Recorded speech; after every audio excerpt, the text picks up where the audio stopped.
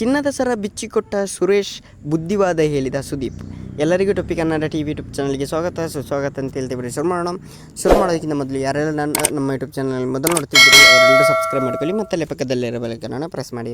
Big boss season 11ರ ಶನಿವಾರದ ಎಪಿಸೋಡ್ನಲ್ಲಿ Sudeep ತುಸು ತಮಾಷೆ ಮಾಡುತ್ತಾ ವಾರದಲ್ಲಿ ನಡೆದ ಘಟನೆಗಳನ್ನು ವಿಶ್ಲೇಷಿಸುತ್ತಾ ಇತರ ಸದಸ್ಯರ ಬಗ್ಗೆ ಮನೆಯ ಸದಸ್ಯರಿಗೆ ಅಭಿಪ್ರಾಯವನ್ನು ಹೊರಗೆ ಎಳೆಯುತ್ತಾ ವಾರದ ಪಂಚಾಯಿತಿಯ ಮೊದಲ ಎಪಿಸೋಡ್ ನಡೆಸಿಕೊಟ್ಟರು.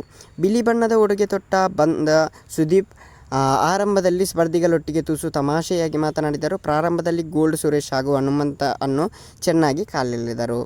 ಜೊತೆಗೆ ಸುರೇಶ್ ಅವರಿಗೆ ಬುದ್ಧಿವಾದವನ್ನು ಸಹ ಹೇಳಿದರು. ಯಾರೇ ನಾಮಿನೇಟ್ ಮಾಡಿದರೂ ಸುರೇಶ್ ಜಗಳ ಮಾಡುತ್ತಾರೆ, ಆದರೆ ಹನುಮಂತ ನಾಮಿನೇಟ್ ಮಾಡಿದರೆ ಜಗಳ ಮಾಡುವುದಿಲ್ಲ ಎಂದು ಚರ್ಚೆ ಆರಂಭವಾಯಿತು. ಚರ್ಚೆ ಮುಂದುವರೆದು ಸುರೇಶ್ ಹನುಮಂತನ ಬಗ್ಗೆ ಹೆಚ್ಚು ಪ್ರೀತಿ ಇದೆ ಎಂಬಲ್ಲಿಗೆ ಮಾತು ಬಂತು. ಆಗ ಸುದೀಪ್, ನಿಮ್ಮ ಅಲಿಯನಿಗೆ ನಿಮ್ಮ ಕೊರಳಲ್ಲಿರುವ ಚಿನ್ನದ ಸರ ಹಾಕಿ ನೋಡೋಣ ಎಂದು ತಮಾಷೆಯಾಗಿ ಸವಾಲು ಹಾಕಿದ್ದಾರೆ ಅಂತಲೇ ಹೇಳ್ಬೋದು. ಮೊದಲಿಗೆ ಸುರೇಶ್ ತುಸು ಹಿಂಜರಿದರು. ಇದು ದುಬಾರಿ ಎಂದೆಲ್ಲ ಹೇಳಿದರು.